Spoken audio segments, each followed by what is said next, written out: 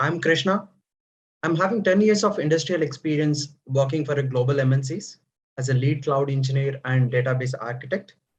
Also, I'm having a 4 years of experience in a corporate training.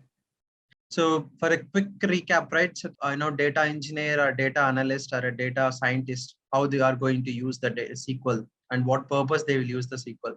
Instead of you say AWS or something, you could simply put it as Snowflake tables. Snowflake tables or Snowflake stages. Okay. So you no need to explicitly stress the AWS or something, because when you go into a company, right? So there will be a different accounts created for you, and each account will be on their own cloud private service areas. So you can't check every time that account is on AWS or Azure or something. Simply you could say that it's a Snowflake databases or Snowflake tables. So that's the purpose of it, right? So to do any kind of analytics or a prediction models or to come up with a business strategies, they need a data. How they will move the data into an information. So DEs or DA or DS, they will use this SQL to communicate with the data and turn up into an information. So what are the SQL commands we executed, or what types of SQL commands we have? Yeah, DML is a manipulation language. DCL is a control language where we grant and reward the access. TCL is a transaction commit language, and we have a DSL also, which is where you query language, DQL you can call. So data query language is a select. Yeah. And what is the hierarchy of a Snowflake storage layer objects, right? So we discussed, first database will come. So first account is a prior. You need to have an account, and account can have a multiple databases. There is no restriction of it. And database can have a multiple schemas, right? There is no restriction to it. And schemas can have any number of tables or views or file stages or something. Okay. That's nothing but a hierarchy. So this hierarchy also, there will be a questions of what is the hierarchy of your storage layer, right? So it's going to be a account, database, schemas. Under schemas, there will be a lot other components like tables, views, stored procedures, file stages. Okay, there are many things. So how to see what are all databases are available in account? How can I get to know that what are all databases available on an account? Show databases command. So you can see, show, it's easy, right? Easy to run that query, show databases command. Okay. And also let's run something, right? Show database. I will run show databases. So it's showing me a couple of databases are there. Okay. Now I want to understand a little more about this database, right? So all you need to do is you can write a describe, sorry for spelling, describe database. Okay, it's saying that these are all created by a Snowflake team itself. I don't have any privileges to it. So there is, yesterday we asked access. Okay, so I don't have an authorization to describe this, right? So what I'll do is I'll quickly create a database, create, or else I have the commands ready. So let me show that, right? So I have a commands ready. Let me quickly create it.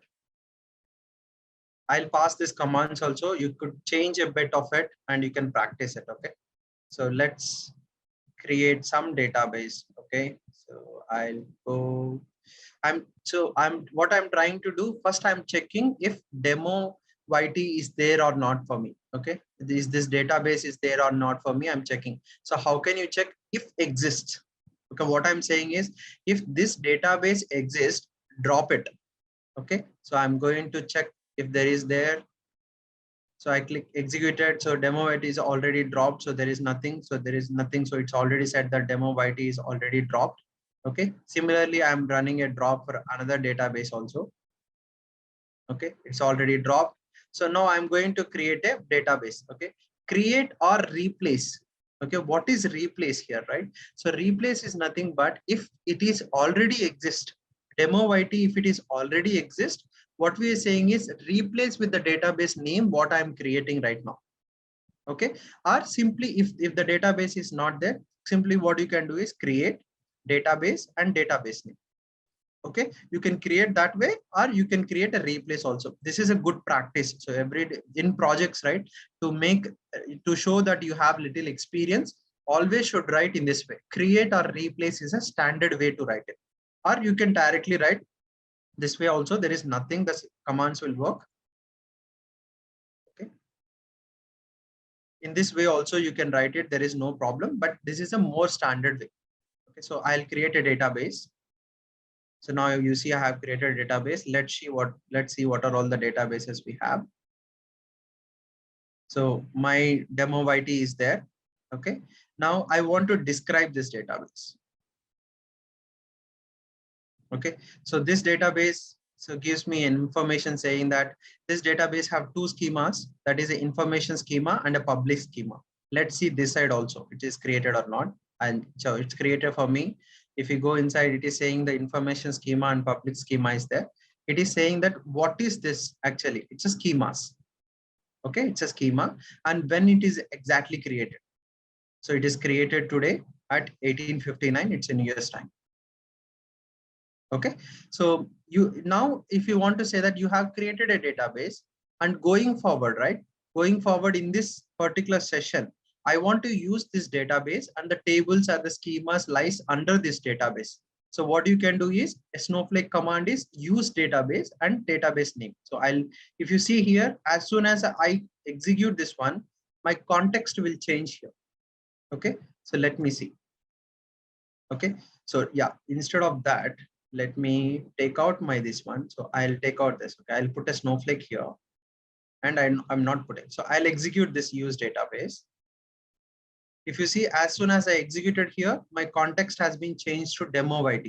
Okay, so every time, if you want, as what I have said, the hierarchy of the tables, right? The hierarchy of the tables will be like this, right? So hierarchy is going to be account, and then databases and schema, and then tables, right? This is what the hierarchy we discussed. So in an account, you are into an account already. So you no need to say every time that you log in into account, because you logged in into only a single account here. Okay. So if I want to read some data from these tables, right? The generic way or more standard way will be like this, saying that select, okay, customer name from database dot schema dot table customer. Okay, this is how you need to run. This is how you need to write whenever you want to extract some data from a table customer, right? So every time for me, it's writing this database and schema name is a bit of headache for me, right? In this session, I want to use a single database and a single schema. So what you can do is you can directly go to this context. Okay, we call it as a context, and there will be a question on this one. What and all you can select in a context. In context, you can have your role.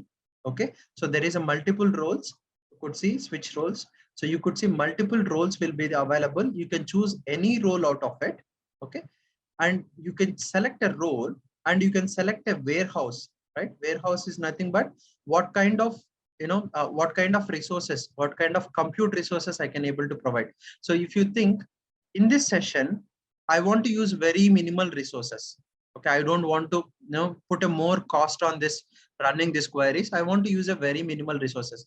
I'll create a warehouse saying that, okay, minimum resource warehouse. Okay, I'll select that warehouse here. Okay, and database. So whatever the database you want, you will select here, and whatever the schema you want, you will select here. Okay, so in this database, we have two schemas. I'm selecting public or a information schema.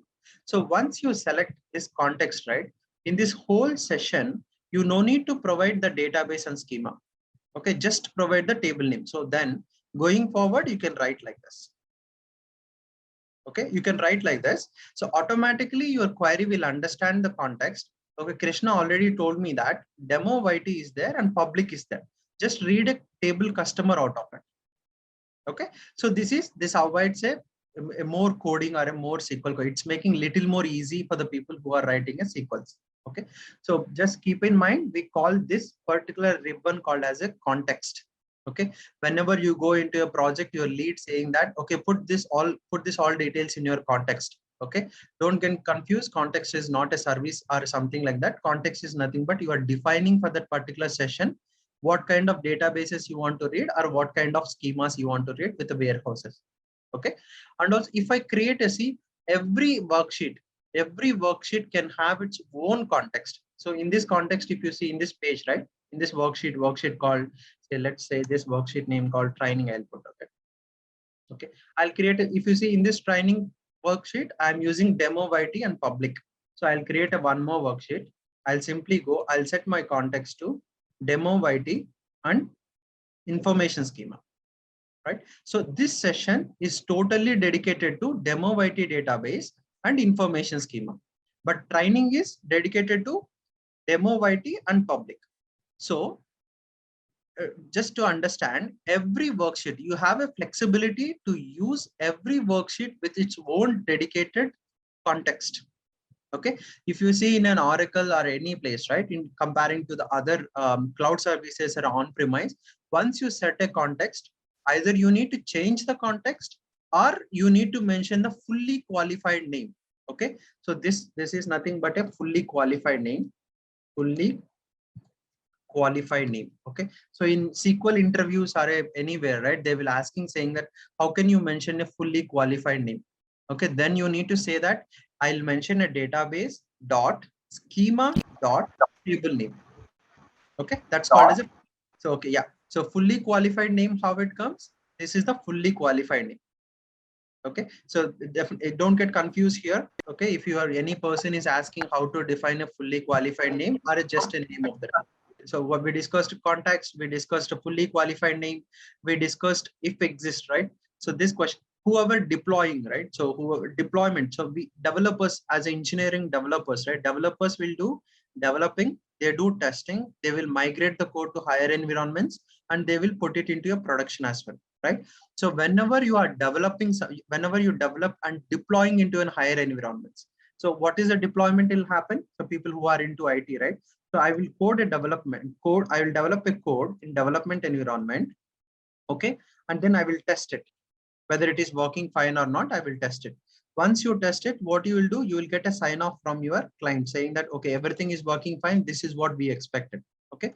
Now move to higher environment. Okay. Higher environment are into production. And once in production, your all data is working fine, and you whatever the requirements given to you is fulfilled and client is also happy with it, then we call it as a warranty sign off. Okay, this is how your project go. In between there are some things will happen, but as a developer, as a fresher or a 2-3 years experienced person doesn't really need to know this one. Okay, so what happens is when you are deploying into a higher environments, right? So always you need to do if exists. Okay, this is a good practice. So people, when you enter into a project, people start examining you the way you are writing the sequels. I can write simply saying that drop database name. Okay, that also works for me. But how stringently you are working, right? How strictly you are working, whether something is already exist, then only you drop it, right? If it is not exist, you don't run that command at all. Right? So this is the way. So if exist, we understand if exist means if that particular database or a schema or a table or a file stage, if exist only, then drop it. Okay. Create or replace, right? Create means if it is already exist, replace that one with the name I am saying here. Okay. Or if it is not there, then create it newly. Okay, so we understand a few keywords over here. These keywords will carry throughout our training. Okay, these keywords are all specific to a Snowflake. Okay, so bit of it looks like a SQL. So some of the keywords here is is been specific to the Snowflake. Okay, so we understand the hierarchy, we understand the context, we understand how to create a databases, we understand database created, what are all the schemas will create inside that. So any time, right? Either you create in a training session, either you create in a project, or you create in somewhere else.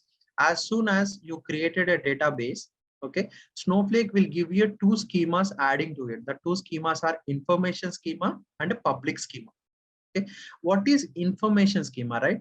Information schema will have a lot of views.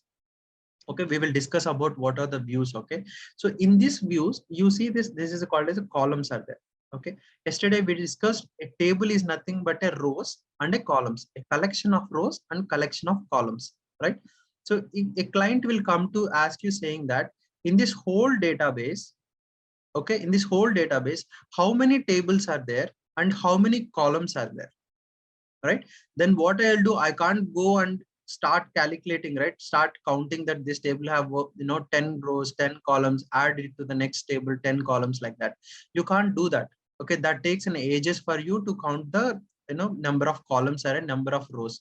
In for that all kind of information, Snowflake automatically given a views. All you need to do is just query this one, select star from columns. So what it will do, it automatically provide you all the columns in the tables it is already existing.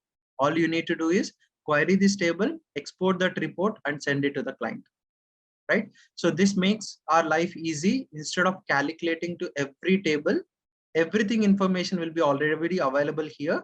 All you need to do is you just need to query this particular columns view and get the information out of it, right? So like that, how many databases are there? Okay, how many roles are there? How many file formats are there? Okay, load history, right? So on this particular database, now I have executed 10 queries. Okay, now we want to understand on each database how many queries are executing by the people. Okay, so people who are interested to move on the admin level and all, right, they look more for the cost optimizations techniques, right? How they will do cost optimization techniques? They will go to this database, they will try to understand how many people are using this database. If no one is using, at least I can bring down the resources for it. Okay, and I'll save some cost, right? In that scenarios, what they will do is they will go to this load history view, they will query this one, they will see that for every day from last 1 year, for every day, how many queries are coming by average, right? Average, they will understand how many queries are executing in a day, and they will try to come up with an analytics saying that, okay, this database is extensively or very aggressively using by the customers, or the users or developers, data analysts or scientists. So what we will do is we don't disturb this one. Let it be like that. So there is no more cost optimization we can do with these databases. Okay. So that kind of decision making stuff also you can get it from here. Okay, and another one is a public. If you want to create any tables, right, you can create tables in this public also. Okay, so public doesn't make any sense for us, right? So if you want to make sense, let me quickly go to this slide. Okay, so in this, right, what happened is database. So database here is a electronics for me. Okay, a schema inside a data electronics itself, there are different kinds of products I have. That is, one is a televisions and one is a portable electronics is there. Okay, so what I'll do is schema is a different departments of a data. Okay, each departments have its own kind of data. That means televisions could be a tube television, it could be LCD, or it could be a plasma, right? So you see here, you can have a different tables under one schema, right? If I put this as a public, that doesn't make any sense to me, right? Tomorrow if someone comes and watches this hierarchy, they need to understand, okay, electronics is the database. So in this database, all electronics data is there. Okay, under there are two schemas. One schema is a television department and another schema is a portable electronics department. Okay, under this schema, televisions means there are all television data will be available here. So I don't need to go here. I will take all my television data from here. Okay, so you need to put a meaningful name to it. So anytime when you see these databases or something, you need to understand what kind of data is there. Okay, example, if it is a hospital, no, if I say this is a hospital called Gayatri or something, okay, under that I'll create a one schema saying that inpatient data, outpatient data, or dispensary data, or operation data, or surgeon data. Like that, I'll create a different schemas.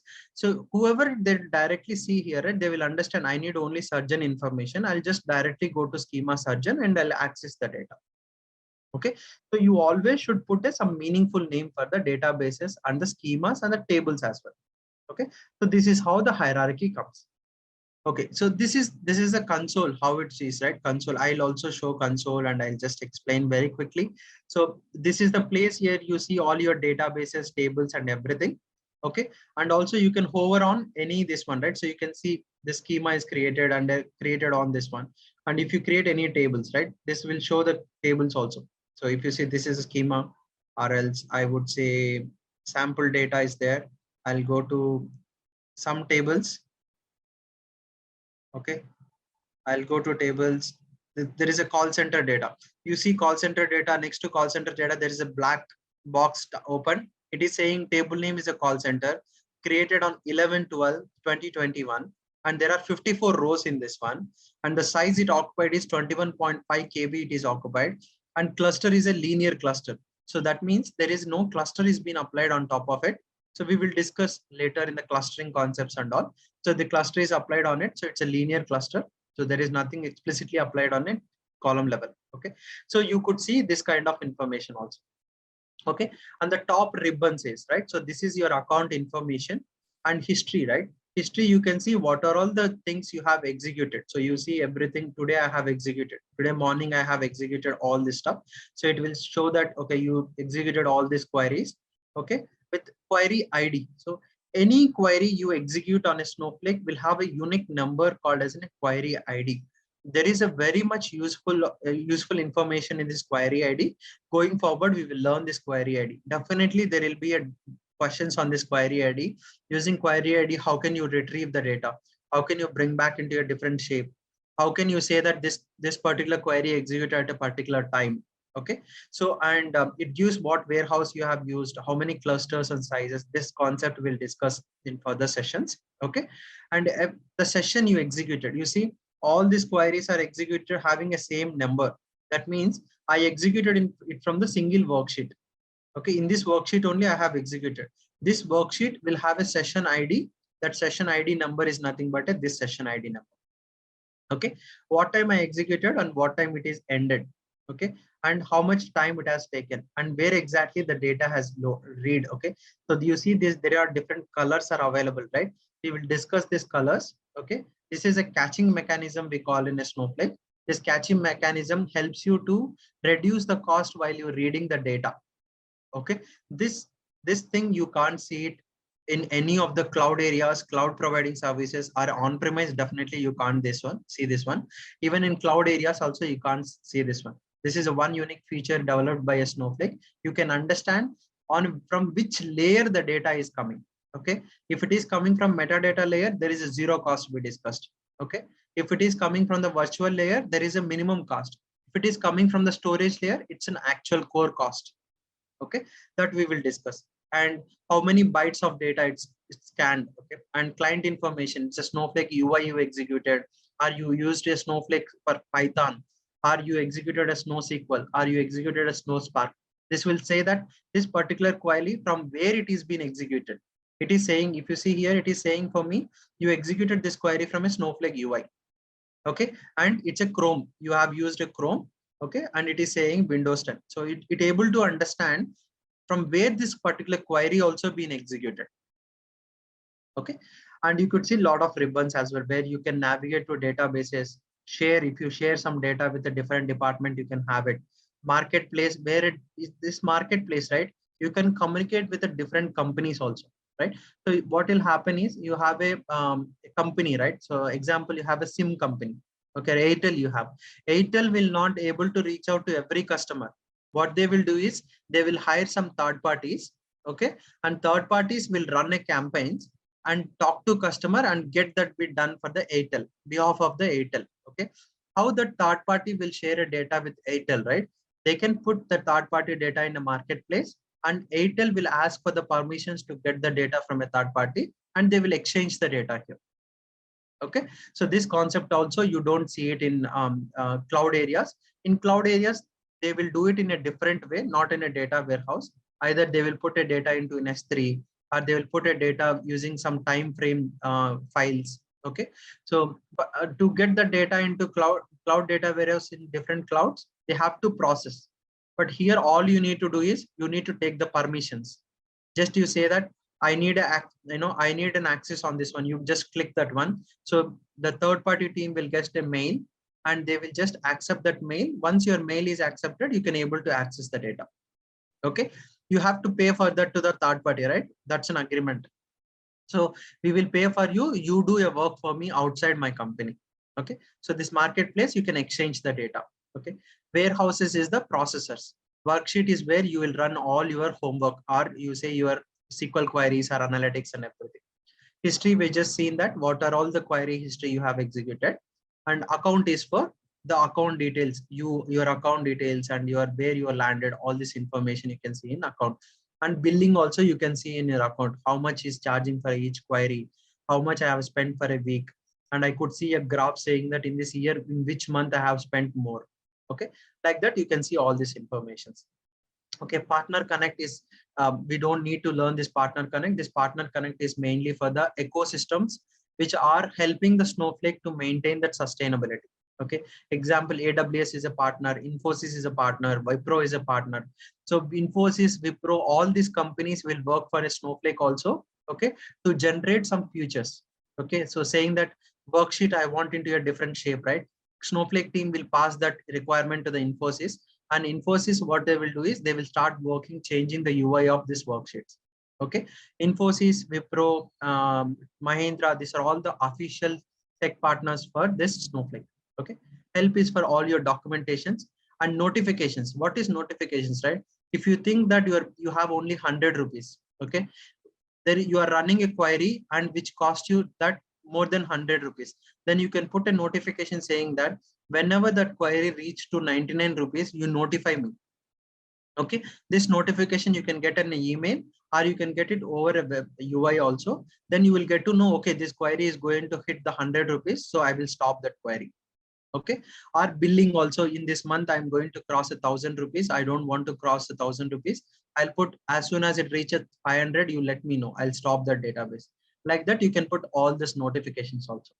Snowsite, as I said, it's just a different console or upgraded console we call. So that console being rolled out by a Snowflake team recently. It's been just 2-3 weeks it's been. So if you want to log in that area, all you need to do is click this one. A new window will appear, just log in there. Okay, so, and you could see whenever you query something, you will get a data here. Okay, so, and data preview is something that if you want to see any table information or something, you can just preview the data and results here. And if you think that you want to export some data from here and you need to pass it to a different department, you can download it. Okay, you can download it either TSV or CSV. You can name it, you will save it to your local location, and then you can copy that and pass it to the departments. Okay, and if your table having 100 columns or something, right, you can go here and you can select the number of columns also. Okay, and whenever you run a SQL, you will get to know what is the SQL here, and then particular SQL query ID, it's a unique query ID will get generated for it. Okay, and this one is how much time it is executed, how many rows has been fetched in this query. So I executed this query now, it fetched me a one row, it's saying one row, and it took 52 milliseconds to execute this query. Okay, so, and we discussed this context and we discussed about the worksheets also. Okay, so this is about the console. Okay, now we understand what is console and what are all the features and the activities we can do on a console. Okay, okay, so whatever I discussed here, this is the points I just mentioned. Okay, so you context or a drop down menu, SQL editor, download results in TSV or a CSV. Okay, so everything you can do here. Okay, so next one is we discussed about databases also. So when you create a database, so let me zoom in a bit. So when you create a database, Snowflake team will automatically create a couple of schemas for you. That's called as an information schema and a public schema. Information schema, you will have all the views. Views will be provided you all the metadata information of the DB. Okay, in public, you can create a tables. If you don't want to create in public, you can create your own schemas like a television or a portable, electronics like that. You can start putting the tables inside it. Okay, that's what I'm trying to say here also. There is nothing more. Okay, so going to the Snowflake command. So we created a database and we created it. Yeah, this is one query. Let's understand this one, right? So this is very important. You will get a requirements. Data engineers and data analytics people also, right? They will get a requirement saying like this. Okay, so you have a query. Okay, so you have a query. It's a Diwali is going to come up, right? So what they say is, I want all the Diwali sales data for next couple of months. Okay, after that, I don't need the data because a new festival will come in and we will be more interested on that. On Diwali, I want to run some analytics. So only I need it for a couple of months or only for 30 days. Okay, in that scenario, there is a parameter called as a data retention time in days. Okay, this type of requirements will get it in data engineering and data analytics teams. Data engineering team, what you'll get an requirement, right? Create a table where I am interested to have data only for 30 days. Okay, for that requirement, you need to do is you need to set this parameter. Okay, data retention time in days is equals to 30 days. Okay, so this 30 days, when I run this database, right? If I create this database and let's see the databases, what are the databases are there? So if you see, my retention period is saying 30 days. That means this database and under database schema, under schema, any tables or any components is going to leave only for 30 days. After 30 days, automatically it will get wiped off. Okay, so why we need to do this concept, right? So in case after 30 days, if you forget removing this database, right, it simply cost you. It will simply make your money spend on this one, but you are not using this data. You already know after 30 days, this data is not required for you. Okay, so in that scenarios, you need to set this kind of data retention time in days is equals to 30. Okay, this parameter, you can set it on database, you can set it on schema, you can set it on table, or you can set it on file formats. On any component, you can able to set this parameter. Okay, so you see, I'm interested only for 30 days, and after 30 days, I'm simply removing this data. I don't require this data. So I might forget after 30 days, right? So to make it little optimized, sorry, automated way, this parameter you can set on a databases or any hierarchy level layer. Okay, so this is this one show databases we have seen, and show databases. This is nothing but if you have any specific name, right? So example, I would say in our scenarios, there are four databases. Okay, so now I am interested to see only names start with a Snowflake. Okay, if I run this like parameter, you will get only the name which starts, okay, somewhere something is show data unexpected. Yes, where is that unexpected? Yes, end of the file. Okay, it says that discover show databases like, I'll put a Snowflake. So it shows me whichever um, database which is named as a Snowflake. Okay, here I'm saying named as a Snowflake. Now I want to get which are all starting with a Snowflake, right? So let's me put this one more. Now if I run, I'll get a three databases actually. So which this is one is a Snowflake and one is starting with a Snowflake sample data, one is starting with a Snowflake training DB. Okay, this is a one type of to know a specific names. So they will ask you saying the television databases, what are the databases starts with the television. So you can write like this and you can get the information. Okay, so next we will see drop database we have seen, and we discussed about data retention time in periods, right? Default it is a 1 day in standard databases. It specifies the period to retain the objects created in the database. So now we have set it for 30 days, right? So you can, by default it is a 1 day. If you want to increase, you can increase the number of days based on your requirement.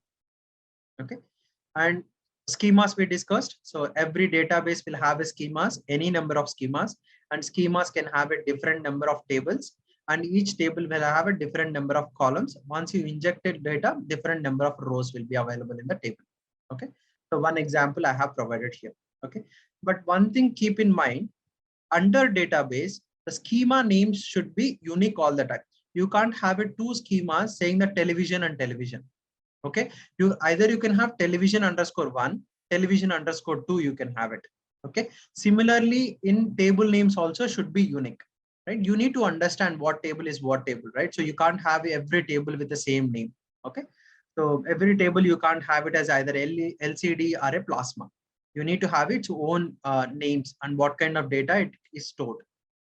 Okay, now we understand the schema. So here also the similar fashion of DB, we can able to create the schema.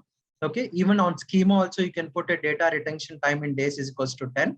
Okay, now here, right, see, you see alter, let me run this one, right? Or else yeah, let me run this queries. So you can alter the schema also, right? So let me put what kind of requirements you get it in this altering, right? Alter is also one of the Snowflake commands. Okay, so what I'm doing is I'm creating a schema. Okay, now I am already in under training. So instead of training, I'll select my, yeah, training DB is there. That's fine, public. So I'm creating a schema under my database. So I have created a schema, Snowflake test DB. So I have tested, so my context is also changed now, Snowflake test DB. So now what I am doing is this schema, okay, I'm creating one more schema inside the database for 10 days retention. Okay, another schema is also created now. So it is changed to a training DB now. This schema having only 10 days of retention period. Okay, now what I'll do is I'll change this schema name with a different schema, different name. What happened is a developer would have created this like this, and later business says that, okay, this is not right, the right name. We need to change the name of the schema. So what you need to do is alter schema if exist. We know the reason. If it is exist, rename to this name. So all you need to do is write an alter statement like this, and you run it. So now I changed it. Okay. So if you go back to this one, now you could see the change it happened on it. Okay, so let me quickly refresh it. So now training DB is there. Initially it was a DB, right? So it was DB, Snowflake training DB. Now I changed the name to DB1. So now you see the DB1 has been changed. Okay, and you see here I was set a 10 days retention period here. Okay, so let me run this again. I'm creating another schema. Okay, created. So I'll refresh it. So you got a training DB. Initially I set it for 10 days. Okay, now I'll do is I'll remove the 10 days. All you need to do is unset. Okay, I have unsetted to it. So once you execute this one, there is no time retention has been applied on it. So what will happen when you remove the data retention time and dates? So it will go to the default 1 day again. Okay, and in future again you thought that this data is very important for me. All you need to do is you can run a set on it. Okay, you can run a set on it. So automatically the again 10 days retention time will be set on top of the schema. Okay, any questions on this alter? So alter also you will get a requirements. Definitely you will get a requirements for altering the schemas, databases, tables and columns, rows and all. You will need to alter. So we discussed show schemas also in a similar way. Show databases, you can drop the schema, or you can show the schemas which starts with the name as a Snowflake. Okay, only one thing is this. Okay, any questions on this area? Okay, so then I'll go to the next slide. So the next slide says a type of tables. In a Snowflake, there are 4 kinds of tables. Okay, there is 4 kinds of tables. Each table have its own prominence. Okay, if you see in the top layer, right? So we discussed about this hierarchy. There is an organization. Under organization, there is an account. An organization creates an account for them. Okay, under account, there will be a many number of databases. Under databases, there are many number of schemas, and schemas will have a tables, views, store procedures, user defined functions, and many more. Okay, so what happened on account level, we seen that roles are there. How many roles you can create, shares, virtual warehouse, and users also will be there. That's what we have seen on our ribbon, right? So if I switch back here, on an account level, this is on an account level, you will have a databases, warehouses, marketplace, shares, and history. Lot of things are there on an account level. Okay, so you see here now when you come to the schemas, right, there are different types of tables, right? So the different types of tables, what is table, right? We discussed in yesterday also. A table is a collection of rows and a collection of columns. A row is a collection of columns. So we'll have a different rows, and each row will have a collection of columns. Okay, and there is no limit the number of tables you're going to create under a schema. Okay, so in Snowflake, there are 4 different types of tables you can create. Okay, this is very important when you are doing some ETL functionality on a Snowflake. Okay, we have a training session also on this tables. Okay, so you need to understand 4 different types of tables are there. Okay, the 4 different types of tables are temporary table. So what is temporary table? If you created, you have a requirement saying that in a particular session, okay, in a particular worksheet, okay, you have to load some data, and you need to do some analytics on top of it.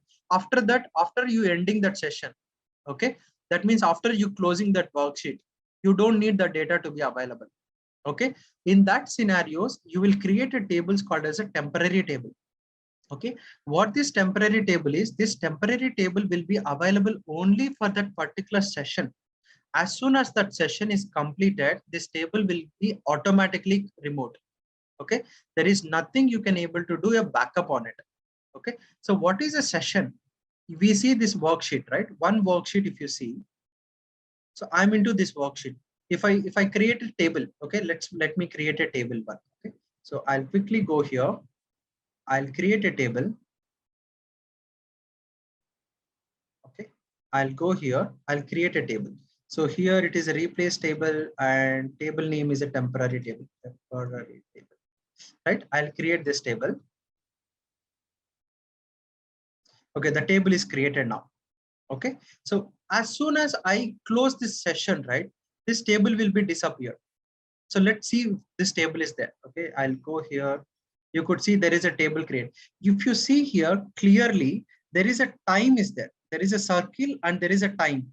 Okay, people, if you are not seeing, just observe here on this table, there is a clock. Okay, what this clock says is it's a transient table. Sorry, it's a temporary table. Even in this black context box, right, you see in the brackets, it's saying a temporary table. What this temporary table means, as soon as I close this particular window, right, this table will be wiped off. So let's see, let's try it. I'll save this content for myself. Okay, so what I'm doing is I'm putting this one here. Okay, now I'll close this one. I'm closing this session. Now I have closed this session. Let's go back to this one. Okay, so let me refresh this page. Okay, I'll go back to this training session and this DB. You see the table is gone. Okay, so that means that particular tables, temporary tables, will leave only to that particular session, right? There is a purpose for that kind of tables. If you want to work something on a particular session, as soon as that session is completed, I don't want the data to be available. I don't want to put any cost to my billing. Okay, that data is needed for me only to run from a certain time. Okay, or I want to test some data, whether the data I'm able to load it into a table or not. You can create that kind of temporary tables. Okay, so or else if you have some data, you want to land the data into some table. On top of that table, you need to write some analytics before loading into a permanent table, right? In that case, you no need to spend money, spend money on it, creating a two permanent tables.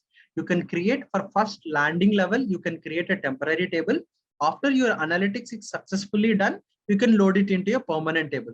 So that means your temporary table will get dropped as soon as your session is completed. Okay, so that's a important concept. Okay, in ETLs also, most of the ETLs, but there is a concept called landing, okay, processing, and then permanent table. For landing, they will all use for the temporary tables to save the cost.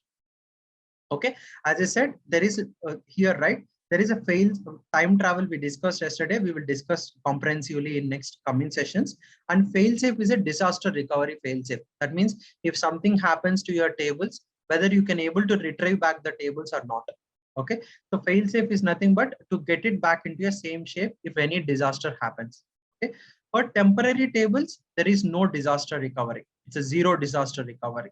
Okay, that means you are not going to pay for this fail safe. Okay, transient tables is also for temporary purpose only. Okay, this is the next level of this one. What this means is transient tables will not have any disaster recovery or a time travel, so that you are not going to pay any money here, but this table will leave until you are explicitly dropped it. Okay, but once any disaster happens and its data wiped off, you can't get the data back.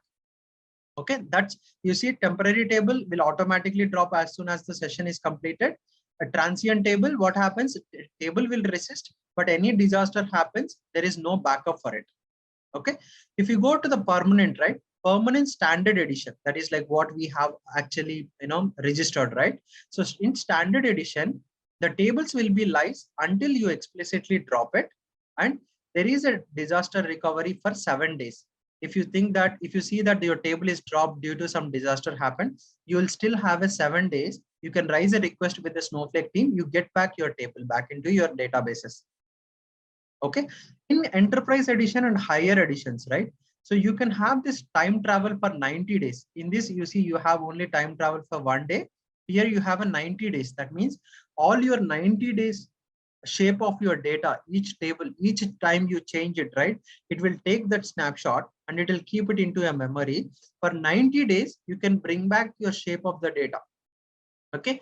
And disaster recovery also for 7 days. If something happened, you lost your data, for next 7 days, you can retrieve back your data. Okay. And this table will be available until you drop it. Okay.